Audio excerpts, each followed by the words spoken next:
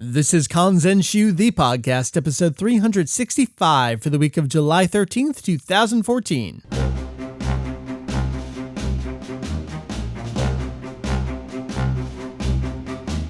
What up, ales? Welcome to Kanzenshuu, the podcast, an extension of the all-encompassing Dragon Ball fan site, Kanzenshuu. That's right, we cover anything and everything Dragon Ball in hopes of enlightening and a little bit entertaining. My name is Mike VegettoEX. I'm getting a little sleepy here on this Monday evening. Heath, Hujio, sir, you're just getting going. I've got my coffee, so I'm good. Oh man, it's one of those late night recordings. You get a whole sad workday ahead of you. I know, it's depressing. I'm sorry, man, but you can take solace in a little bit of Dragon Ball conversation with me. It's just us two, but that's fine. Hey, that's what gets me through the day. Is it my voice? Yes, All it's right. so soothing. I appreciate that. I fall asleep to it every night. There are some podcasts that I used to fall asleep to, and I don't know if that's a compliment or the worst insult you can give to people. I think it's kind of a mixed bag. It is a little bit of both. Heath, you and I were kind of getting back on track a little bit. Like I said last episode, the podcast schedule, at least the release schedule, is going to be a little erratic over the coming weeks and the coming months. I did actually sort of have something planned with Jake that we're probably looking to do next week, and that is going to tie in with a certain DVD box set that is coming out, not from Funimation. So if you can do a little bit of math and research and understanding there, you can probably figure out what we're talking about. But I guarantee you it does relate back to Dragon Ball. We just couldn't schedule it this weekend, and I wasn't sure if I was going to do something, but you had some time. I have some time. May as well do an episode. So Heath, you and I are going to cover, we have this tidbits section on Kanzenshuu, and it's a little bit of a combination of old tidbits that I had from VegettoEX plus some mini guides you had from Kanzentai, and we're continuing to add to them. They basically are just these kind of, I don't know, they're almost like articles, but they're not as long form and research heavy as the features. Yeah. So we kind of decided, tidbits is probably still the best name for them. It's just, that's why I kind of went with mini guide. Well, mostly because I know you had used tidbits and but a lot of them almost are mini guides. They don't deserve their entire own section with multiple pages, but it's not really a feature. Right. So it's just, we kind of had to find a place to put them, and that's where they've been hidden. So we have another edition there, and I was kind of prompted to do this by some of the new reveals from Toriyama that we actually have covered here on the show. So you may hear a little bit of a repeat there. But the topic here is, I guess the best way to describe it is character fates. It's tidbits of information that we have received either from Toriyama himself, from maybe some of the other production staff. Maybe we're not entirely sure, but it was printed in a guidebook somewhere. Little bits that say, hey, after the series ends, this is what happened to this person, or maybe this is what I think could have possibly happened to this person. And then absolutely, yes, this is what this person did. So we have a good bunch of character breakdowns to go through. You're going to hear everything from all the way back in 1987, some of the stuff we were hearing. And of course, the series still had quite some time to go. Toriyama already had some thoughts back then, all the way up to some of the most recent reveals from him. So it's going to be our topic here, and I'm doing that mainly so I can have an excuse to finally finish up the page and publish it live. That's how we roll here. I think we do that with a lot of stuff, where it's, if we talk about it, we have to finish it. Yeah, it's like, well, now I have a reason to force myself to do this. So other than that, I think what we're going to do is just toss back and forth a couple quick news stories from this last week. We haven't really had a solid news segment, probably in a couple months. I'd have to go back and check. But there's just been a combination of huge stuff, which turned into its own topic, and then little stuff that almost isn't worth covering. So we'll just do some of these smaller things, and then we got our topic, and that's our episode this week. And we're kind of just making our way through what it's like to do a podcast on a regular schedule. Can we do it? We'll see. This is the summer of can we do a podcast each week? It's been an ongoing issue. You know what? It's the way things work out, and it's fine. It's fine. Obviously, website content has not slowed down. No. I saw you tweeting, patting yourself on the back. You're like, this guy episode hasn't even been done for hours, and the page is already done. My wife went out of town, so I was just at home all by myself. I was like, what am I going to do? Okay, I guess I can watch Kai. Yeah. Okay, I watch. I might as well just make the page. Do the page, yep. See how it is. All right. So with all that said, let's do a couple news stories. couple of these are just little bits of manga information, but I think they're worth tossing out there. This is a weird thing when Dragon Ball SD, the collected edition of the first collected edition of Dragon Ball SD was released, the digital version came out right alongside it. And we thought it was a little weird when the second collected edition came out, as well as Jocko the Galactic Patrolman. They both came out print. There was no digital release announced. We finally did just get that earlier this month. Those are out in Japan. Dragon Ball SD, still full color. Jocko, we were kind of surprised, I think, at least Julian and I were. Were you, that Jocko was not fully colorized? I was shocked because it's just something they've been doing with everything lately, at least I feel like. And why not? I mean, especially stuff like this, it's already done digitally to begin with. Mm-hmm. So it's easier. It's not that hard. Right. Yeah, I was a little surprised. Maybe we'll get a colorized edition in the future, so they'll force people to double dip. That's kind of what I'm wondering. No. I was kind of thinking that the only reason they held off on not even releasing these until now was maybe because they had some issues pushing the print edition with a digital edition coming out at the same time, and they just wanted not a huge overlap. Yeah, they did release 2 print editions of Jocko, so they probably wanted that sweet, sweet dead tree money up front. Yes. That makes sense now in retrospect. If they only did 1 edition, but then SD, so maybe it was, if we're not putting this one out, let's hold back on both, because they released them at the same time digitally too. But I also wonder how much of a push is there for people that really, really want SD. I don't know. I feel like I have no idea. I don't even follow it anymore. I don't. And I'm at the point now where I'm back to getting Psycho Jump monthly, and my bookshelf is like, well, what are you doing? Because I finally started doing the shelving down in the recording room here. Right. And I'm looking at these shelves like, oh my God, I have far too many Psycho Jumps for my own good. Most of them came from Julian. I have somehow ended up with 3 copies of the July 2014 issue of Psycho Jump. I need to do something about that. I love getting messages from Julian. I have a pile of books. I can't remember if I gave these to Mike already or not, but I have duplicates. Oh, okay. I'm looking across the way. I have 3 copies of July, and I have 2 copies of May. I have 3 copies of March. So I'll work on that. Maybe I believe I have some of those. Yeah, you probably do too. We'll work on that. Okay. So that is that digital manga stuff. And then the other manga thing I wanted to cover. What do you think about this Glenat stuff? It's like the year of Toriyama over in France. Hey, if France is having so much issues with the anime, they might as well go the manga route, right? You know what? If we can't put out Battle of Gods, you get everything else we can think of. I mean, good on them. I think that's great. Yeah, it's awesome. I'm psyched for that. It's something that almost any other country hasn't really had. So I'm really interested to watch to see how this all goes down, because it looks just fantastic. Yeah, I mean, they're catching up on some of the stuff they're already doing. Their Kanzenban, their perfect edition, looks like it could wrap up by the end of the year. It's probably going to slip into 2015. I think they have dated volume 33 for October, so I don't know if we'll see 34 quite by the end of the year. They might be shooting for like a Christmas. They might. I didn't see a release date for that one, and the information in French out there seems to be like around this time frame. So that's coming out. They're going to be wrapping up the film anime comics, which they actually started putting out because they stopped putting out the TV anime comics to focus on that. But now they're also going to go back and wrap up the Boo arc of the TV anime comics. All the meanwhile, they're the first country to license Dragon Ball SD. Speaking of Dragon Ball SD, they're going to be putting that out. Oh, and by the way, they also got Jocko the Galactic Patrolman. They're going to put that out. And they have the Battle of Gods out in manga as well, the film anime comic for that. It's just insane to think of all these things that no other country has ever had except for Japan. I know, for the most part.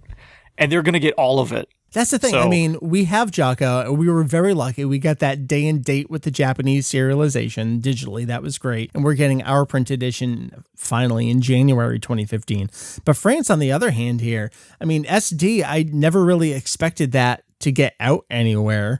It seems so niche and deliberate of a product for the Japanese audience specifically. But man, if they can put it out, awesome. See, I should have taken French in high school. I really should have. I took Spanish instead. Now I'm regretting it.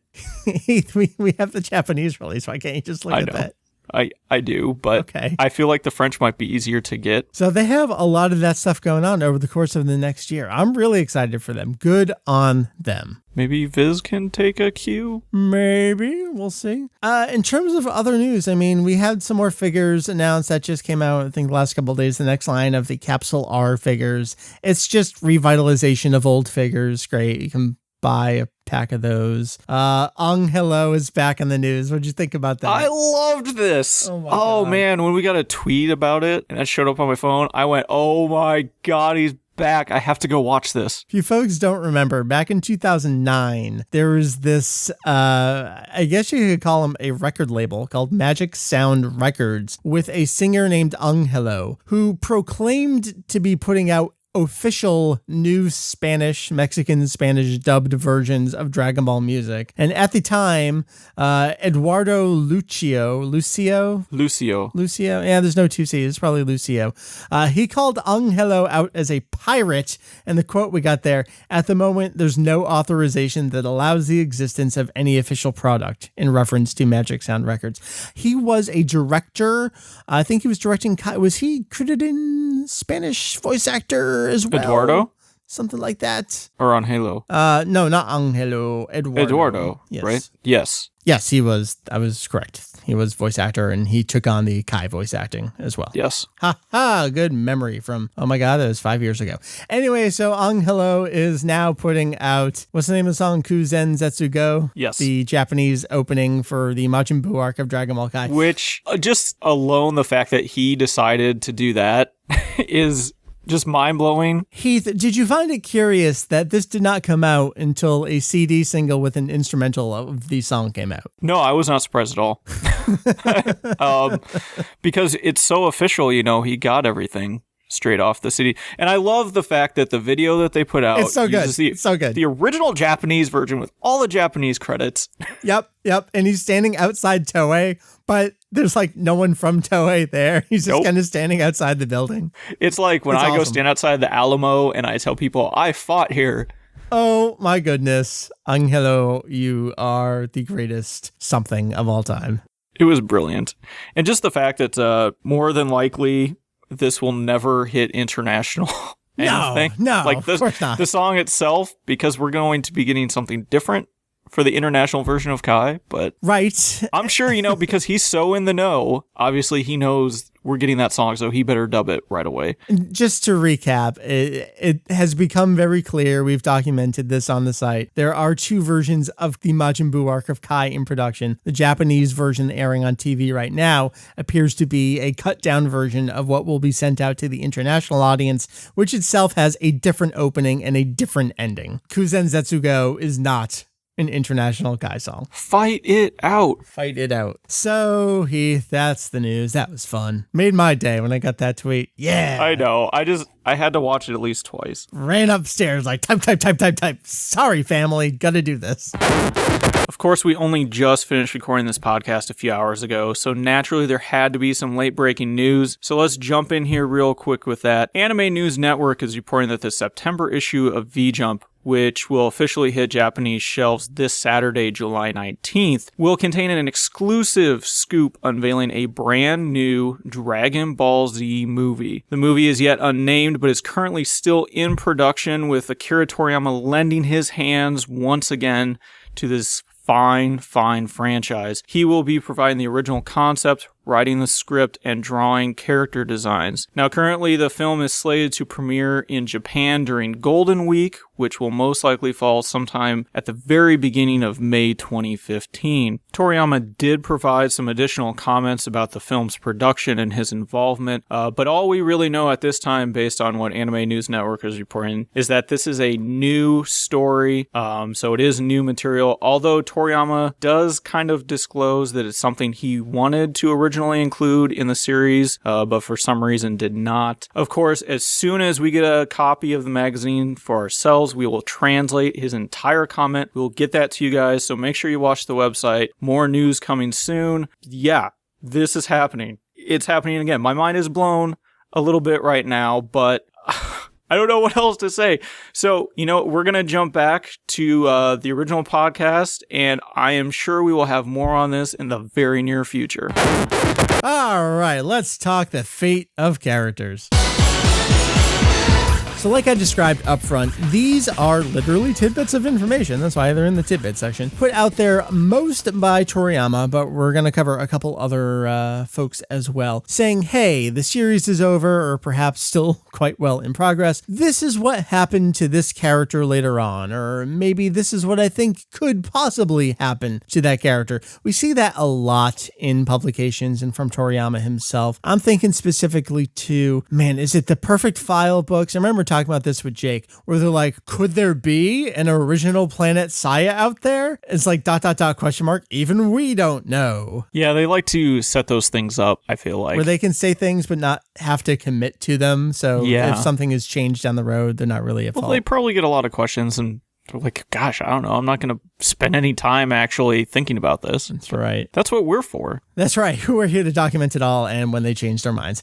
We are going to start here all the way back in 1987. We've talked about this book a few times. Heath, when people talk about guidebooks, I feel like the only word they know sometimes is Kanzenshuu, and it gets a correct and appropriate amount of importance, but sometimes maybe too much because there's a lot of other stuff too. It's kind of weird because they are definitely at the forefront of everything. I mean, they were the largest collection, but at the same time, a lot of the information that was in there, I don't know, maybe a lot is a little generous. A good amount.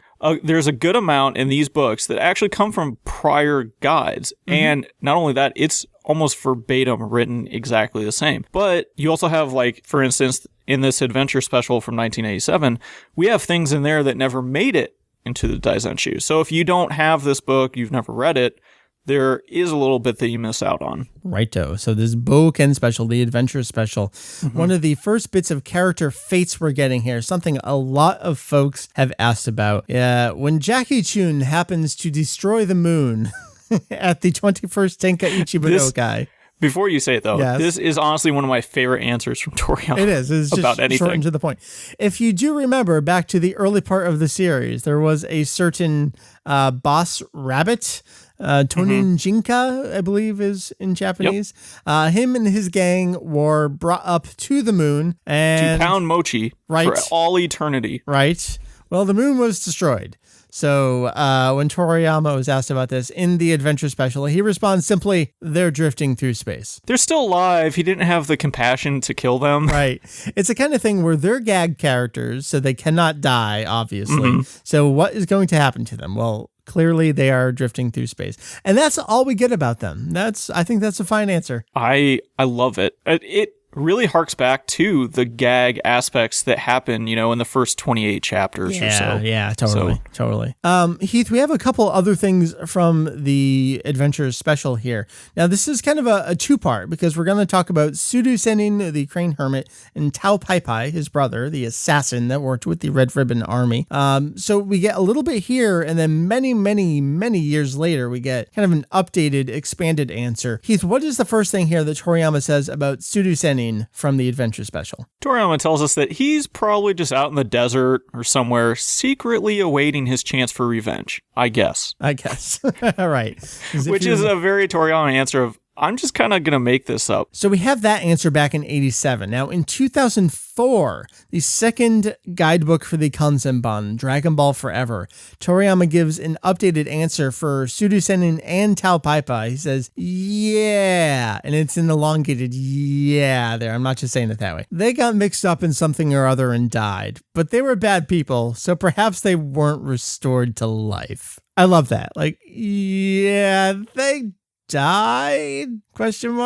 They were bad people. So good. I think that's the classic Toriyama kind of answer, where it really is. Even in written form, you can hear that stretching for, crap, I gotta answer this. Who was that again? So another character that seems to be forgotten about by various people, and I think we're gonna address this. But not the fans. Right. I think we're going to address this at some point soon in the rumor guide. There is poor old Lunch. What happens to her? So Toriyama is asked about her in actually the same Q&A from Dragon Ball Forever that we were just talking about. Specifically, if she ever got to meet up with Tenshinhan again. If you remember, she was quite infatuated with him. We got a little extra filler in the TV adaptation there in the Saiyan arc with them. Toriyama says, I wonder, Tenshinhan gave Lunch the cold shoulder, but she tenaciously persisted, and ultimately they were together. Couldn't that be it? It's the same kind of thing where it's like, this is an answer, right? Yeah. But I love that he asks a question at the end. Yep. Like, well, what's your opinion? That could work, right? Now, Heath, we have another 2-part answer here, and this is about our buddy Yamcha.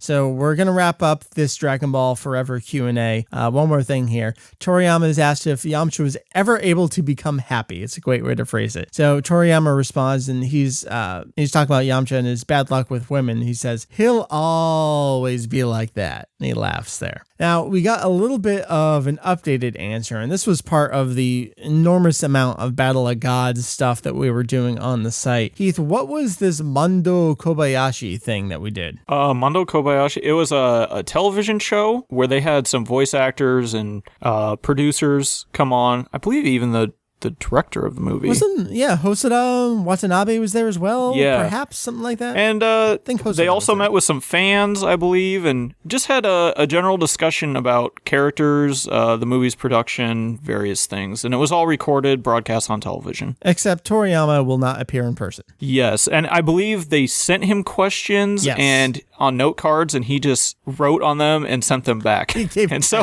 back. the host Kendo just sits there and reads Toriyama's responses, and then everybody comments on them. Right. All right. So why don't you give us Toriyama's response about Yamcha here so many years later in 2013? So Toriyama says, like you, Kenkoba, he has the dilemma of loving women, but not being good around them. So he is still wandering blindly in search of the ideal partner he won't be nervous around. He's even worked in a host club, but because of his nervousness, it didn't go well, and he was fired. His livelihood is mainly working together with Puar as a freelance bodyguard, but he occasionally goes to Tenshinhan's to help with the farm as well. That's great. And which harks back to his answer previously to Tenshinhan, who is apparently working on a farm. Right. I love that Yamcha can't hold a job. He's like, man, can I come work on your farm? Now, we have more from the same TV episode. A couple more characters, probably the ones you're expecting, tying in here. Tenshinhan. Toriyama's response about Tenshinhan. This seems to be pretty much in line what he was hinting at earlier in the Dragon Ball Forever Q&A. He says, stoic Tenshinhan mainly does farming in addition to his training. He can split into multiple bodies and grow extra arms, so harvesting the crops goes quickly. He was found by Lunch, who fell in love with him at first sight and had been constantly pursuing his whereabouts, and even reluctantly lived together with her, but she wasn't cut out for farming, and Tenshinhan has no interest in romance, so she left after just a few days. After that, it seems Lunch apparently stops in from time to time. So she's around. Yep. But yeah, off doing her own thing, it sounds like. Still seemingly infatuated, but like, you know what, guys? This farming thing, I think you got it covered. It's like those people that, we propose and then you don't get married for like 10 years. It's like, come on, man, just do it. Right. He's got no interest. All right, so we have one more bit from the same series of Q&As sent back to the program here. Heath, what about Chaozu? Chaozu, my man. So Toriyama said, naturally, he helps out with farming together with Tenshinhan, but his work utilizing his telekinetic powers has a reputation for its efficiency, and he is hired at an expensive rate by farmers nearby, so he apparently has a surprisingly large amount of money saved away. So apparently all of their farming is paid for solely by Chaozu's telekinetic powers. That's great. Like, the little unassuming dude is the one with the massive fortune. Yes. Or at least enough to survive. I would totally buy it. I mean, if you watch Dragon Ball Movie 3, yeah, it makes sense. I mean, alternate retelling, but it seems to be the same thing. He's a prince, right? Right, he's supporting himself, supporting his buddy Tenshinhan, and apparently supporting Yamcha as well. Oh, man. See, I love in the series how everyone just works around it. Like, wasn't there even originally a question, what does Goku do all the time? And then he becomes a radish farmer. Yeah. And finally, at some point in the future, Gyumao's grand fortune has run out. Right. Lived off it far too long. Oh, everybody's just such a moocher in Dragon Ball. We could do an entire section about who spends whose money. Maybe we should. We should make a flow chart. That'd be pretty good. All right, let's keep going. This is one of the more recent ones we got. There's a little bit of a backstory here. We've covered it pretty extensively on the site and even in person at panels occasionally. That's toward the end of the manga. There's a scene where number 17 helps donate to Goku's Genki Dama, the one he's using against Buu. And of course, it always seems a little weird that 17 pops up out of nowhere. We never really got an answer if he was kind of resurrected with Cell's explosion or anything like that, did we? Yeah, you never see him come back. Right. So it's like, oh, all right, I guess he's there, maybe counted as part of something. But then he's donating, and it's the kind of thing where, all right, he's an artificial human, and we had the whole thing about we couldn't sense their ki. Does he have any human ki left in him? Maybe what? Kind of weird that he's donating. And that got expanded upon in the anime where he kind of holds up with a shotgun there, a couple folks out in the mountains. Now, the story here is originally that panel was supposed to be lunch, but Toriyama, he doesn't really give an answer why he changed lunch to 17, but he did there. So that's kind of the backstory here. And this answer, if you could call it that, not really an answer, this situation, this was expanded upon very, very recently in a Q&A just earlier this year in 2014 in the full color version of the Cell arc. The 6th volume of that has some Q&A stuff in the back.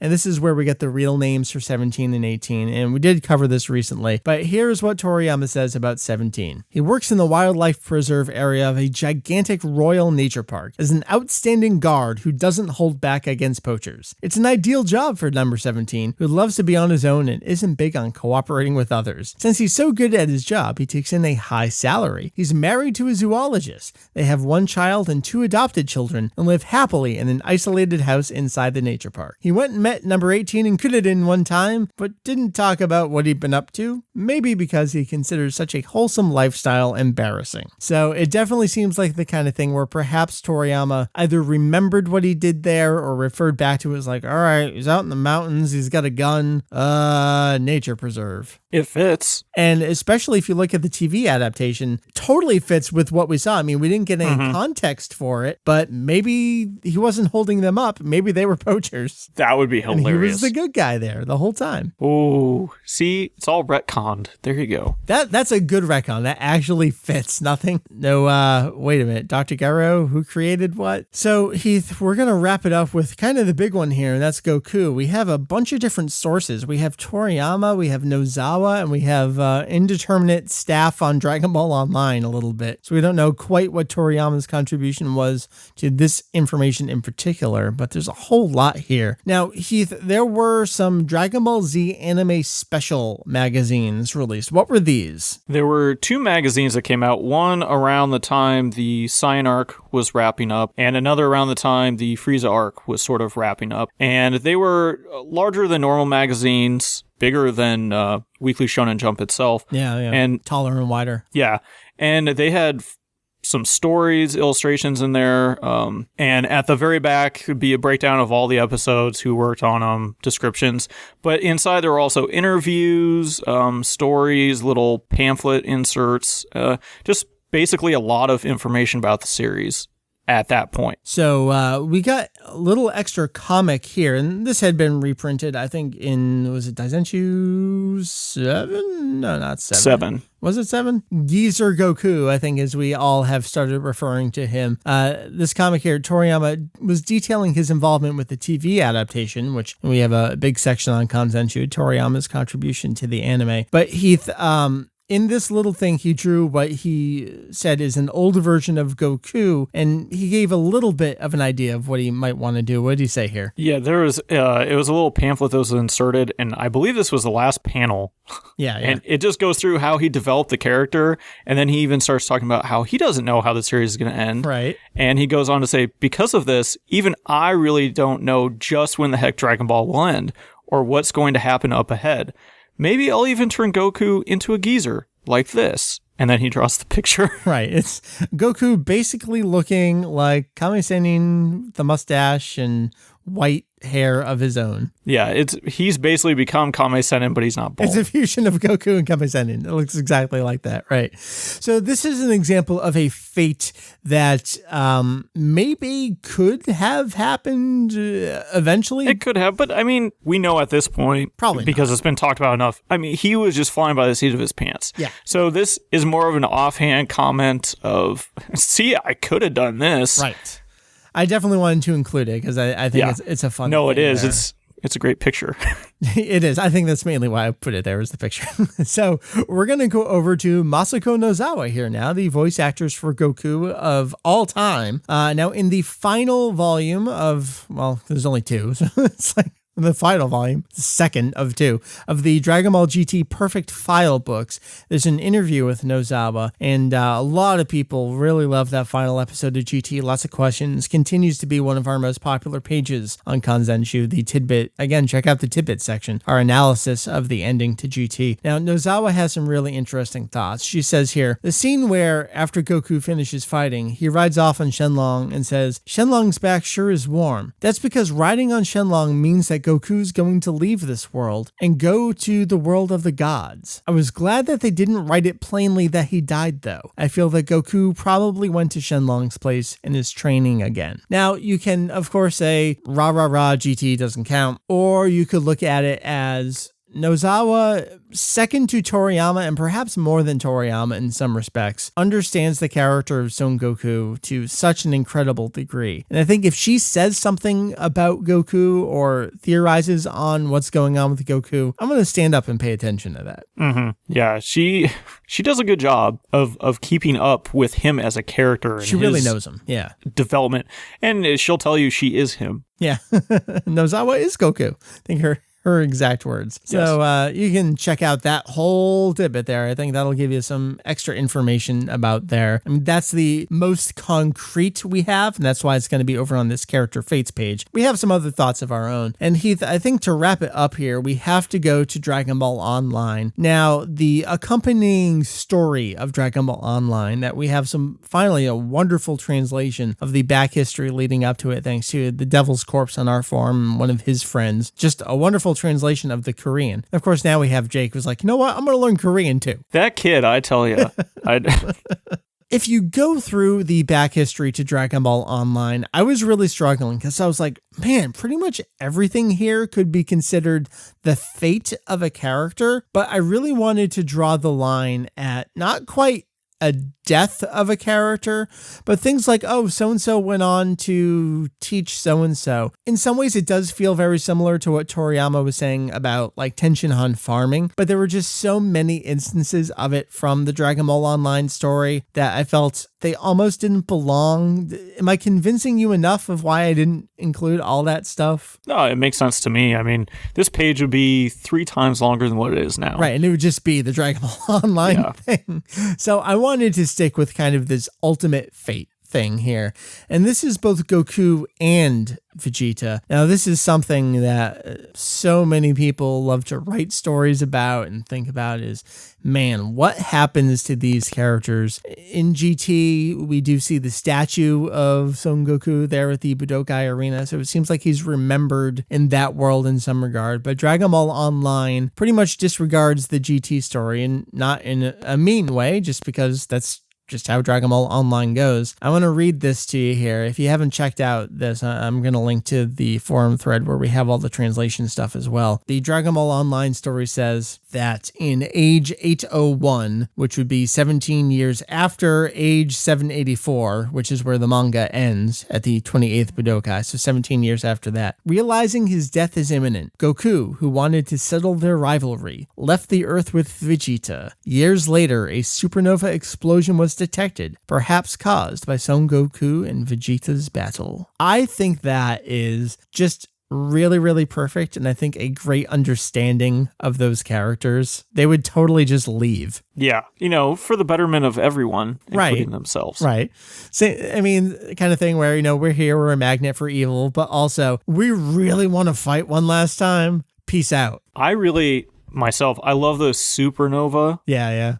Explanation, just because you're not sure, like there's no guarantee they're dead, right? But they might be. Leaves and was nice that them? Yeah. it's a nice open but solidified ending. And I think that the Dragon Ball Online story really understands Dragon Ball, where it's kind of that hopeful, yet has a sense of finality to it. Oh, it's so good. It's so good. And you get time traveling Trunks. Yeah, you do, which apparently we're going to be getting again in the future with Xenoverse, so yeah, that'll be a thing. So again, this character fates page could be 3 times the length just due to the Dragon Ball Online story, and maybe I'll pull 1 or 2 others in there, but we'll see. I don't know. A lot of it. Well, and it's because so many characters get like married or die or take a new job or travel back in time, or I mean, there is so much that you could take from it. Right.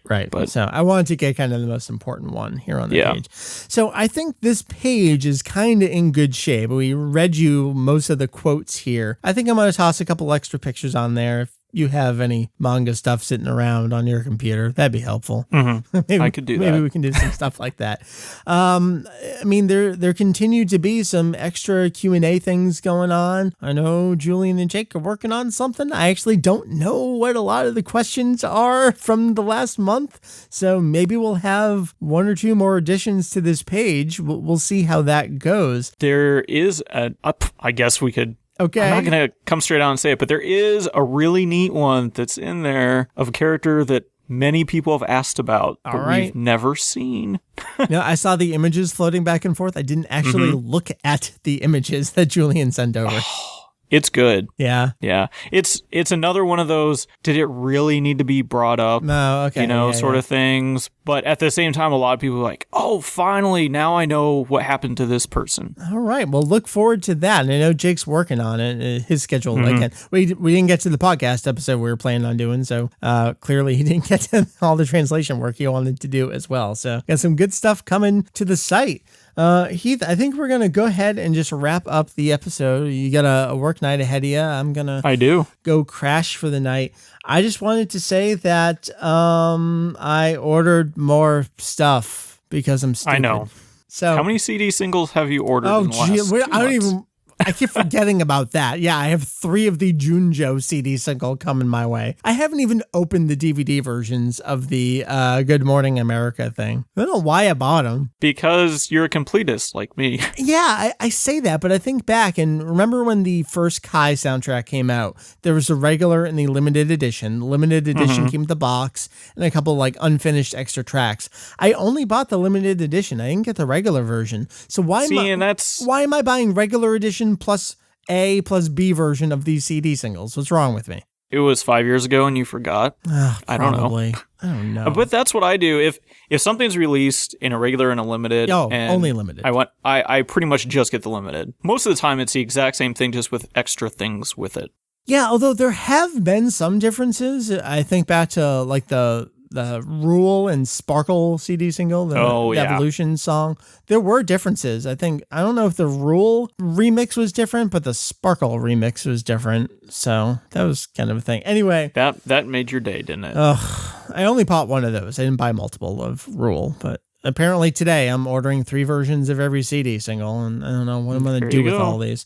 So Julian, we've talked about this a lot. Julian buys every magazine every month, and for a while now, he's been offloading what he can to me for our new archive room here at New Jersey Kanzenshuu headquarters. Heath, they're kind of like guidebook headquarters, and I think I'm supplemental material headquarters. Yeah, I would say that's pretty accurate. I'm looking shelf full of V-Jumps and Psycho Jumps and stuff. So when Jocko was being originally serialized over in Weekly Shonen Jump, of course, Julian was buying each issue. Unfortunately, along the way, volume 39 either was destroyed or spilled on or something. So I was missing one of the Jocko volumes. I found one on eBay and I put in a best offer, $5 under what they were asking for, and they accepted it. So I'm like, oh, awesome. So I have that on its way to fill in my collection there. And our buddy Tanuki, Joe, the other day, I don't know how he found this or how he knew that this was appropriate to me, but the Japanese version of Infinite World on PS2 was only $9.99 on PlayAsia. Infinite World happens to be the only Japanese version of a PS2 Dragon Ball Z game that I did not already own. So I ordered that. I will now have a complete Japanese PS2 collection. Little asterisk there, I don't have Dragon Ball Z 2V. Oh, well, that's understandable. So I don't feel bad about that. I would love to get it one day. You can still find a copy, but from what I've seen, they're rather expensive. They totally are. So we'll see if I get that one day. But I'm excited to actually finish out that Japanese collection. That was finally at the point where Atari was starting to do the dual language thing on the games. And I think either we got it first or it was like a week ahead of the Japanese release. So I just, at that point, bought the American release, but otherwise I own all the games in Japanese on PS2. Happy to have a finished collection coming my way. There you go. That's what's going on with my wallet. That's what the internet is for. Yeah, and those 3 versions of Junjo, those are on their way. Oh yeah. Be the first thing you open, I bet. I like the song. I have not seen it in context of the show.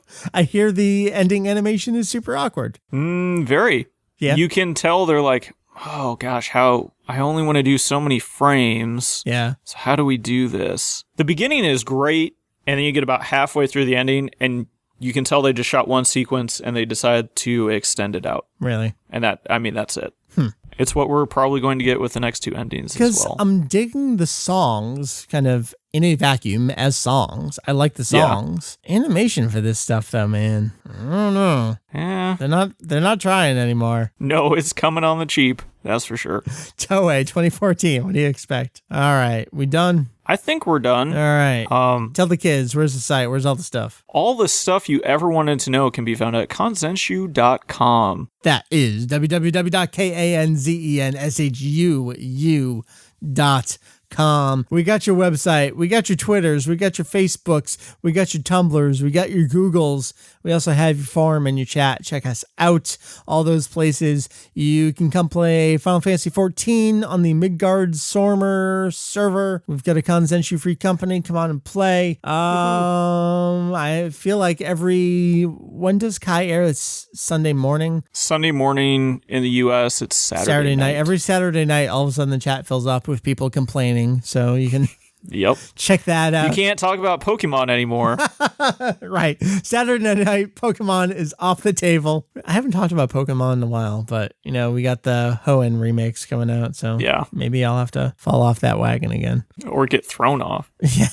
Mary's going to throw me off that wagon. That's for sure. But I guess one last plug would be if people want to go to the forums, general discussion, let us know where people are going to see Battle of Gods. We've got a couple set up for us where we're going, so if we can get some, viewing parties. I'm so glad you remembered. I made that thread and totally forgot about it. Don't worry, I've been updating it. Have you? For you.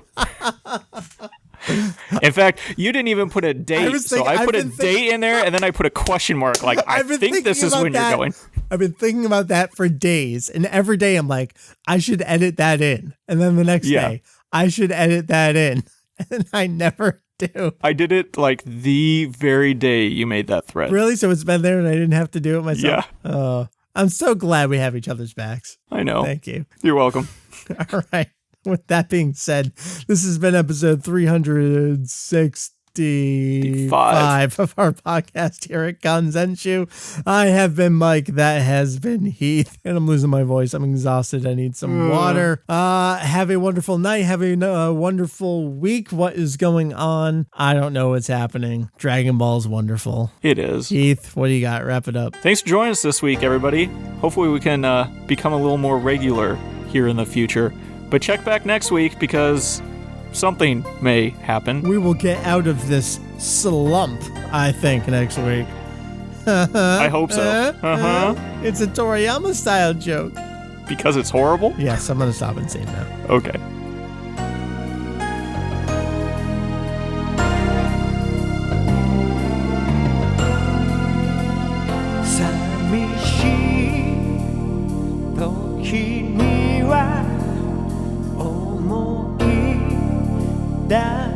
So